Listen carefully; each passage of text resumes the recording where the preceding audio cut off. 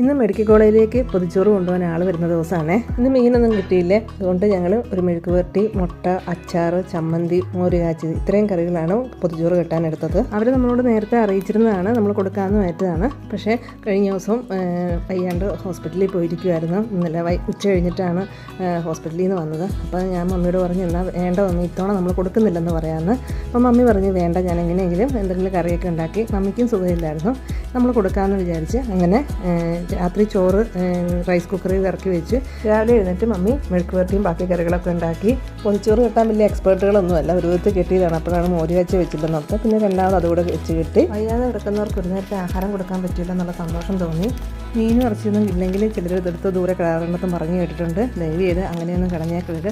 വയ്യാഞ്ഞിട്ടും കഷ്ടപ്പെട്ട് വളരെ സ്നേഹത്തോടു കൂടി സ്വാദിഷ്ടമായി ഉണ്ടാക്കിയെടുത്തതാണല്ല, സന്തോഷത്തോടു കൂടി സ്വീകരിക്കണമെന്ന് പറഞ്ഞുകൊണ്ട് ഇന്നത്തെ വീഡിയോ ഇവിടെ നിർത്തുന്നു. Bye bye, thanks for watching.